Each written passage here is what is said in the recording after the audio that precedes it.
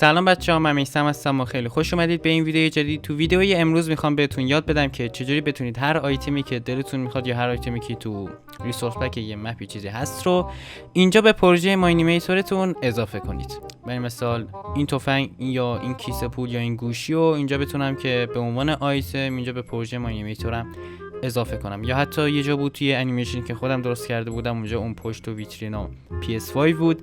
این نفرم کامنت گذاشت پرسید که چجوری این PS5 رو اینجا گذاشتی. الان اینجا قراره که بفهمید.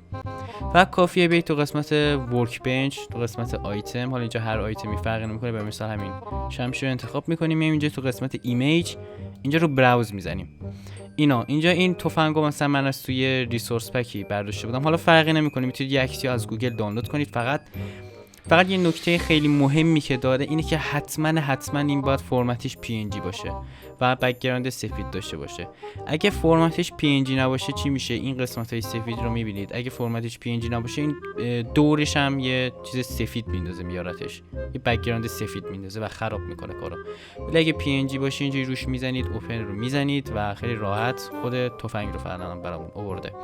حتما هم این گزینه آیتم شیت باید خاموش باشه. اگه روشن باشه اینطوری میشه کنه خراب میشه، باید خاموش باشه. اوکی رو میزنیم و اینم تفنگ ما که البته خیلی کوچیکه. اینجا میزنم روش تو قسمت اسکیل. این گزینه هم باید فعال بشه. این کامباین اسکیل هم باید فعال بشه.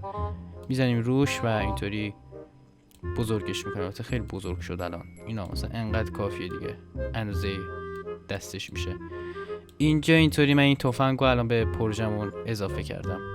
حالا یا اینکه مثلا میتونم همین کارو با یه آیتم دیگه کنم. مثلا این گوشی، این گزینه رو خاموش میکنم.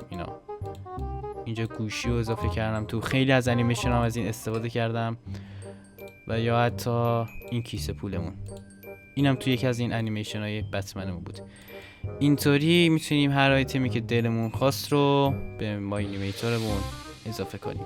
خیلی ممنون که تا اینجا ویدیو رو تماشا کردید. حتما کانال رو سابسکرایب کنید، نوتیفیکیشن هم روشن کنید که هر وقت پارت جدید این ویدیو رو گذاشتم با خبر بشید. سوالی هم بود تو کامنت ها بپرسید. تا ویدیوی بعدی، بدرود.